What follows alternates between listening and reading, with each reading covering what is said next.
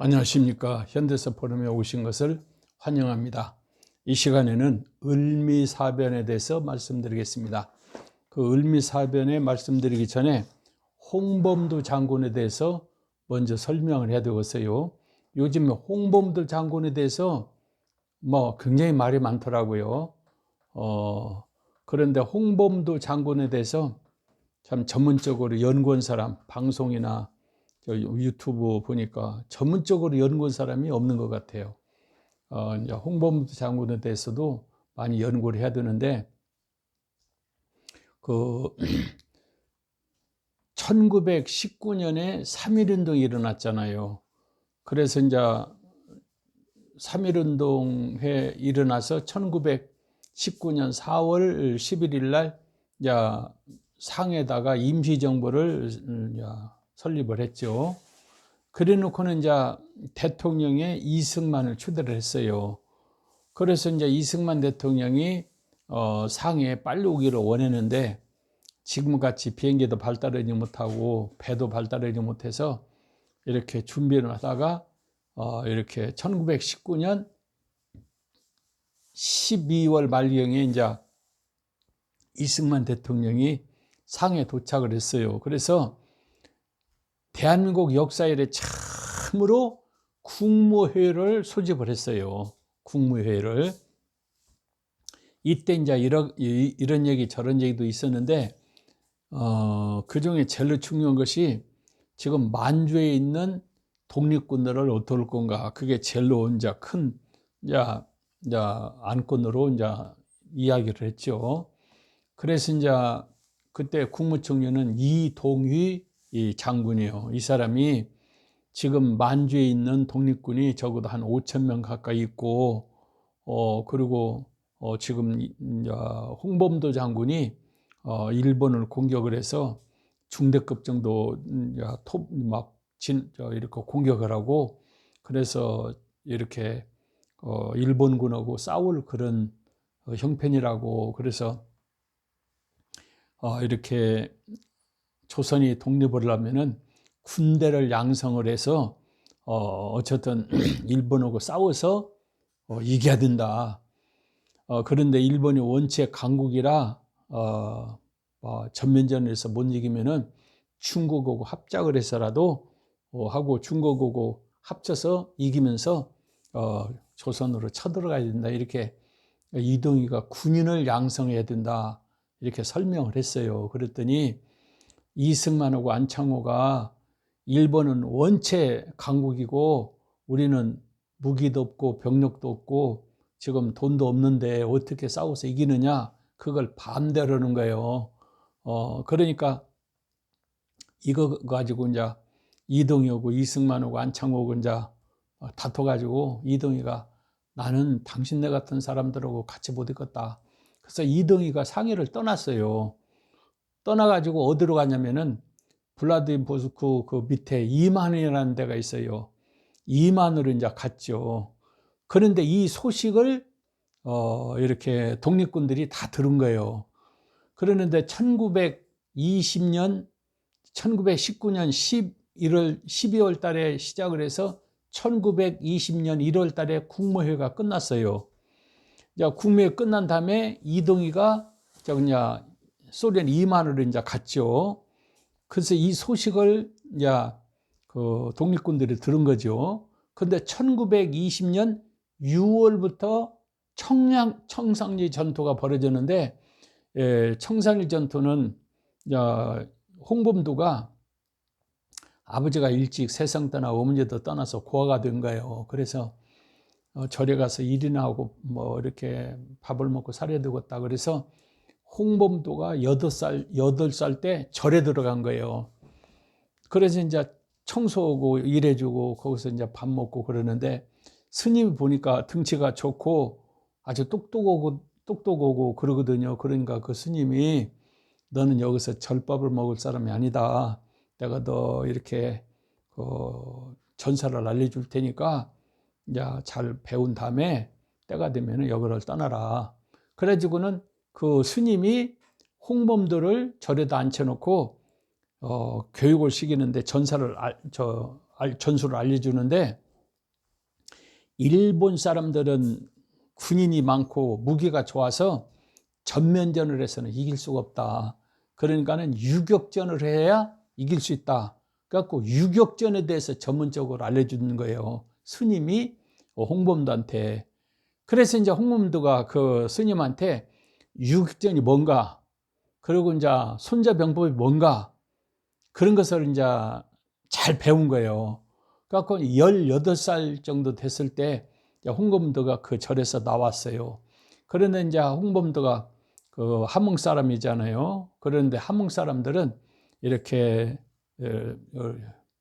이렇게 사냥꾼이 많이 있다고 그래요. 그랬는데 홍범도가 그 사람들하고 같이 일하면서 친일파들, 그 일진에 친일파들이 있으니까 그냥 친일파들을 그냥 두드러 패버리자, 잡자. 그래가지고 그 이제 사냥꾼들하고 홍범도하고 같이 일진에, 예, 하루 저녁에 사람 하나 죽이는 것도 힘드는데 막 2명, 3명, 20명 이렇게 막 그냥 죽여버리니까 그냥 함흥근방에서는 소문이 나버렸어요. 그 이렇게 사냥하는 사람들한테는. 그랬는데 야, 우리가 뭐 저 일전에 이것들만 할 것이 아니라 야, 일본 중대를 그냥 공격하자. 그래서 일본 중대를 공격을 해서 그냥 하루 종일 가가지고 일본 군들을 그냥 많이 그냥 죽이고, 그리고 포수들이 쌈을 자르잖아요. 그리고 홍범도는 전략을 잘 세우고, 그래가지고 이 포수들하고 홍범도가 같이 뭉쳐가지고 이제 일본군 중대를 이제 공격하고 이제 그랬죠.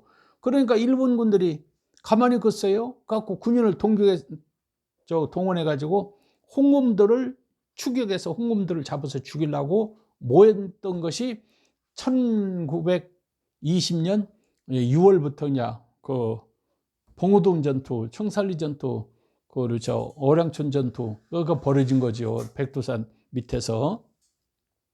그런데 홍범도가 유격전에 대해서 잘 배웠기 때문에 유격전에 의해서 이렇게 일본군을 전쟁에서 이기고, 두 번째는 최정희가 돈이 많아갖고 소련에서 무기를 갖고 오는데 AK-47이라고 채코체 소총이 아주 총이 그때 당시에는 최고 좋은 거예요. 일본 총하고 그 채코체 AK-47하고 비교하면은 비교가 안 될 정도로 총이 성능이 좋아요. 그러니까 총도 많이 갖고 오고 수리탄도 있고 무기도 좋고, 그리고 유격전으로 해서, 그는 청산리 전투에서 이렇게 일본군은 많이 120명 정도 넘게 이제 죽여가지고 유명해져 버렸잖아요. 인력에 홍범도가 스타되고, 홍범도, 김자진, 안무, 이범석 이런 사람들이 이제 뭉쳐가지고 이겼죠. 그랬는데 일본 군인이 그렇게 많이 죽고 가만히 있었어요. 나남이 19사단하고 용산에는 20사단이 그냥 동원해가지고 이제 청산리 전투에서 싸면 조선군을 막 포위해갖고 모는데, 어디로 도망가냐면은 북경으로 도망가야 되는데 이만으로, 그러니까 이동희가 피한 이만으로 이제 국무총리가 그리 갔다고 그러니까 그리 이제 후퇴를 한 거죠. 그러니까 이동희도 장군이고, 그리고 국무총리를 하고, 그리고 이만으로 갔으니까, 국무총리 있는 대로 장군, 이동희 장군이 있는 대로 이제, 후퇴를 한 거죠. 후퇴를 했는데, 그때 당시에 이제, 공산주의는 1917년에, 레닌이 소련에서, 이렇게 공산혁명을 일으켰는데, 니콜라 2세가 너무나도 무능하잖아요. 그래서 라스푸틴이라고 스님이 이렇게 승려가 그냥 전부 다 권력을 쥐고는 이렇게 니콜라 2세를 주물러다가 결국은 레닌이 혁명을 일으켜 가지고 그 사람들에 의해서 이제 니콜라 2세가 다 처참하게 처형당했잖아요. 그러더라도 이제 니콜라 2세를 지지파하고 그다음에 공산주의 볼셰비키 파하고 이제 싸움이 벌어졌는데 3년 동안 싸움을 했잖아요. 그래갖고 결국은 적군파가 이제 이겨버렸죠. 그러니까 3년에 이제 레닌이 소련을 완전히 점령을 했어요. 그러니까 이동희는 이제 공산주의자가 됐는데 이동희도 1918년에 처음으로 이제 공산주의가 뭔가 이야기 듣고 그것도 괜찮겠구나 한 것이 1918년이에요. 그러니까 우리나라의 처음에 공산주의를 찬양한 사람이 박헌영도 아니고 또 뭐 다른 사람도 아니고 이동희, 제일 처음에 공산주의를 주장한 사람이. 근데 이동희도 뭐 공산주의가 뭔지도 모르고 자기를 감옥에 있어서 빼준 사람이 누구냐면 공산주의자들을 빼준 거예요. 그래서 이제 거기다가 서명을 하고 이제 공산주의 뭐 어쩌고저쩌고 했지, 공산주의가 좋고 잘 알아서 한 것이 아니죠. 그러는데 이제 홍범도가 이제 이동희가 이제 국무총리고 이만으로 하니까 독립군들이 그쪽으로 이제 후퇴를 한 거죠. 그러니까 후퇴 무렵에는 공산주의자가 하나도 없어요. 홍범도나 그 부하들이. 왜 그러냐면은 아직 공산주의가 완전히 퍼진 것도 아니에요. 중국은 한 명도 없고 한국은 공산주의가 뭔가 할 정도, 그 정도 됐어요. 1920년에는. 그러니까 독립군들이 청량리 싸움을 하고 일본군을 쫓겨서 이만으로 후퇴할 때는, 그때는 공산주의자가 없는 거예요. 그러는데 이제 1920년경에는 이제 적군파가 이제 소련을 완전히 장악한 때는 1920년도거든요. 20년대는 한 조선 사람이 소련 가서 완전히 소련으로 이제 개종을 했어요. 바꿔버렸어요. 소련 사람이 된 거죠. 그 소련 사람이 된 것 중에서 적군파, 공산주의자가 이그리츠파라고 그래요. 그리고 이동희는 이제 조선 사람이지만은 소련에 가서 살지만은 아직 소련으로 국적을 바꾸질 않았어요.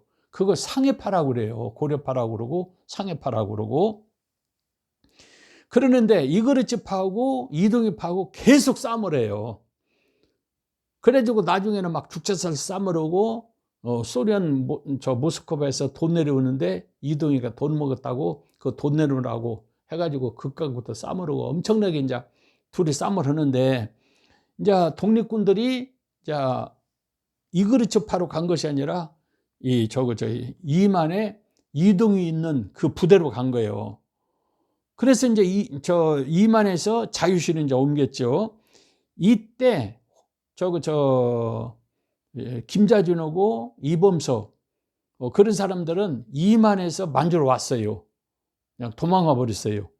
그리고 이제 홍범도 안보 같은 사람들은 이만에서 자유수로 가고, 근데 자유수로 갔을 때 이동희파하고 이그리츠파하고 그냥 싸움이 크게 벌어질 때인데, 이그리츠파가 소련군 29연대, 1개 연대를 동원해 갖고 지금 이동희 지지파들을 잡는다는 것이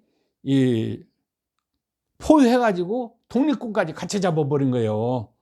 독립군은 홍범도고 독립군들은 아무 관계가 없는데 이동희파를 죽이려고 포위해서 공격을 했는데 독립군들하고 홍범도가 그 부대로 가니까 같이 잡아버린 거예요.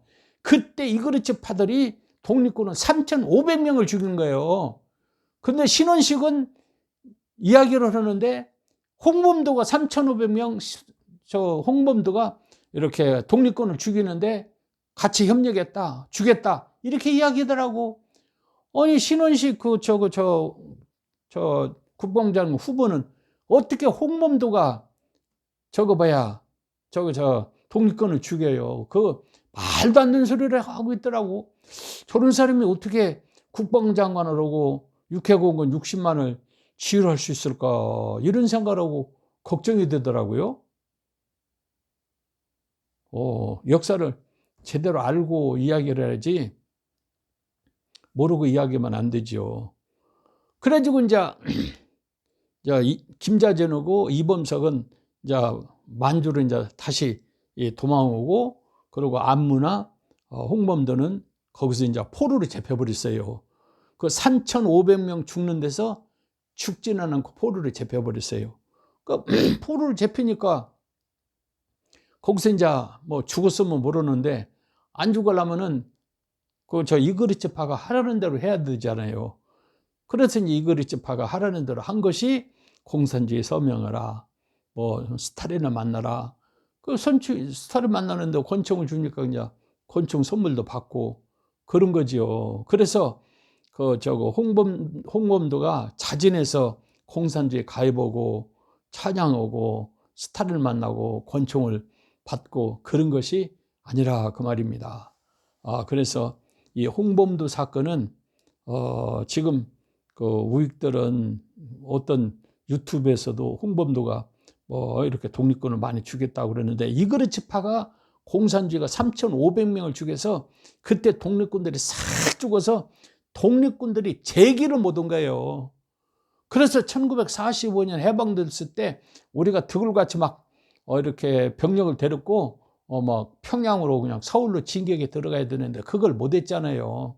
그러니까 이그르츠파 공산주의에 의해서 독립군이 전멸되어 버렸지 홍범도에 의해서 전멸된 것이 아니라 그 말이에요. 역사를 알아려면 제대로 알아갖고 유튜브에서 방송해지 어떤 여자가 그걸 방송하는 거 보고 내가 깜짝 놀라버렸어요. 그러니까 신은식 국방장관 후보도 이렇게 현대사에 대해서 연구를 많이 하고 그리고 설명을 해야 되겠더라고요. 그리고 12.12 사건은 뭐 국가를 위해서 뭐 일어났다. 그렇게 하면은 지금 장병들이 듣고 있어요.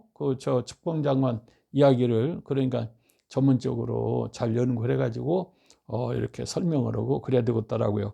그래서 홍범도 장군은 이런 분들이에요. 그런데 요즘은 의회에서는 홍범도를 너무나도 이렇게 공격하는 것 같아요. 그런데 사실 이순신은 23전 23승이에요. 그런데 홍범도는 74전 74승이에요. 그만큼 홍범도는 아주 그때 당시는 유명한 사람이었는데 이승만 대통령이 외교보다도 군인을 양성해야 된다. 그래서 3.1운동 때 돈이 많이 모여가지고 임시정부에 돈이 좀 많이 있었잖아요. 그러면은 만주에는 한 3,500명 이렇게 독립군들을 북경으로 이렇게 오도를 하라. 그리고 상해에 있는 임시정부가 상해에 있지 말고 북경으로 가. 그래서 북경에서 이제 독립군들하고 임시정부하고 뭉쳐가지고 계속 유격전을 해서 일본을 성가스럽게 해서 해방돼가지고 평양으로 서울까지 진격했으면은 얼마나 존경받았겠어요. 이승만도 존경받고 독립군도 존경받고 우리도 명분이 쓰고 우리도 이렇게 독립운동을 해서 이렇게 임시정부가 정식정부가 됐다. 그러고 막 조선 독립군들이 그냥 평양을 거쳐서 서울까지 착 깃발 들고 왔으면 얼마나 좋았겠어요. 근데 그걸 못 했잖아요. 그러니까 역사를 더 연구를 해서 한 말씀할 때 잘하셔야지 모르면은 이야기를 하는 것이 낫죠. 을미사변은 1995년에 일어난 사건이요. 1994년에는 동란이 일어나고 청일전쟁이 일어나고 그리고 1995년에는 을미사변은 민비가 죽은 사건인데 이렇게 이제 일본이 청구국 싸움에서 이겼네요. 그러는데 이렇게 요동반도를 일본이 점령을 했는데 소련이 내놔라. 다시 청국에 반환해 주라. 그렇지 않으면 이거 안 된다. 그러니까 몇 마디 고함질 넣으니까 일본이 안 되게 생겼으니까 그걸 다시 청국으로 요동반도를 내줬어요. 그거 보니까 이 소련이 되게 강국인가 보다 해가지고 이범진이라고 간도에 있는 현감, 쉽게 말하자면 고을 대장, 이 사람을 통해서 이제 소련하고 좀 만나게 해달라 해서 민비가 이제 이범진을 통해서 이제 소련 대사하고 이제 만나고 고종도 만나고 해서 소련하고 이제 가까이 해가지고 일본을 견제하려고 했어요. 일본에서 그걸 정보계 통해서 모르고서 알지요. 그래서 민비를 없애버려야지. 민비를 없애지 않고는 이거 도저히 안 되겠구나. 그리고 결국은 조선을 점령하려면은 또 소련하고 한번 붙어야 되겠구나. 소련하고 전쟁을 하려면 적어도 준비하려면 한 10년은 준비를 해야 되겠구나. 그래서 10년을 준비해서 소련하고 싸우기 전에 민비부터 없애버려야 되자. 그래서 1985년 이제 10월 달이죠. 10월 달에 군인이지만은 사복을 입고 낭인이라고 그래서 이런 뭐 불량자들 이렇게 위장을 해가지고 막 이제 궁궐을 쳐들어가서 민비를 죽이는데, 그때 조선에서 일본식으로 군대를 양성하자. 그래서 원래 오군영 조선군이 있고 일본 사람들에 의해서 현대식으로 교육을 받은 그 일본 조선군이 있어요. 근데 여기 대대장은 우범선이에요. 우범선.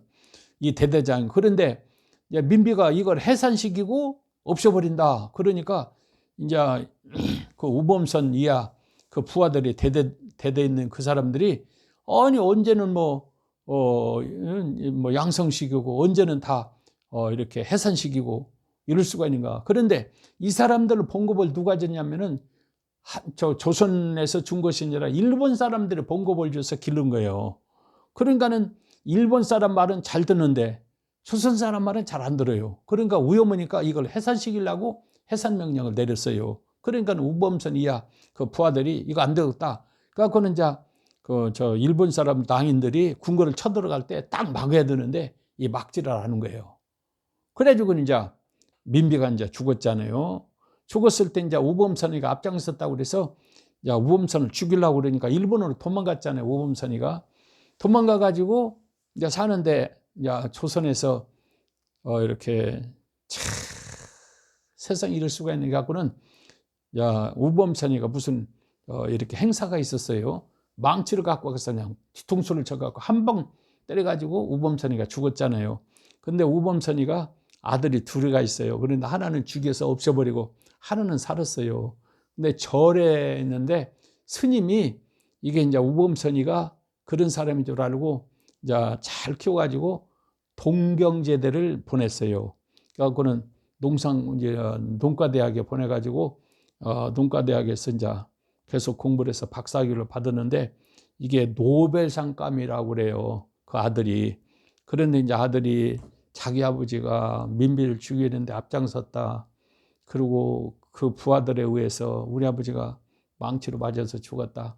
나는 조선에 가서 우리 아버지의 잘못을 내가 이렇게 보답을 해야지, 여기서는 내가 살 수 없다. 그래가지고 한국으로 왔어요. 그래갖고는 한국 농사에 대해서 전력을 다해서 했는데, 진도에 가면은 우범선 동장이 있잖아요.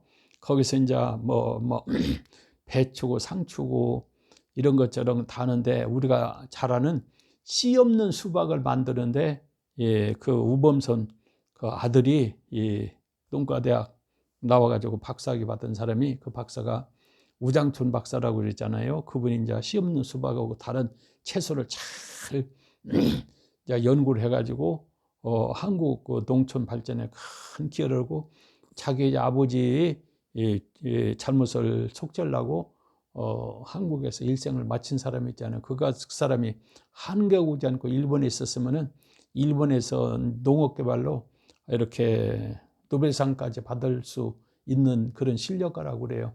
참 그런 사람들이 있으면은 참 얼마나 좋겠어요. 그러니까 친일파들이 지금도 그냥 큰 소리 치고 떠들고 뭐 어쩔 수 없이 했다 이따 소리 하는데, 그 이제 우범선 아들 박사는, 우장춘 박사는 자기 아버지의 잘못을 뉘우치고 평생을 한국을 위해서 살았잖아요. 이렇게 살다가 가셔야 되겠죠. 그래서 이제 민비가 이제 난군들한테 그냥 칼이 맞아서 죽고, 그래서 그 시체를 끌어다가 장작으로 그냥 태워서 흔적도 없이 그냥 만들어 버렸잖아요. 그래서 이제 민비가 이렇게 죽었는데, 그 나이가 45세인가 45세 젊은 나이에 민비가 죽은 거죠. 참 민비가 조금만 이제 잘했으면은, 그리고 대우는 거고 좀 사이가 좋았고 이렇게 좀 잘 좀 했으면은 조선이 그렇게까지는 안 될 건데, 참 너무 그냥 기가 막혀요. 그런데 그냥 외국 이렇게 낭인들한테 칼 맞아서 죽은 것을 국무라고 그러는데 너무나도 기가 막히죠. 이게 이제 을미사변이라 그래요. 오늘은 여기까지 하고 마치겠습니다. 또 다음에 말씀드리겠습니다. 감사합니다.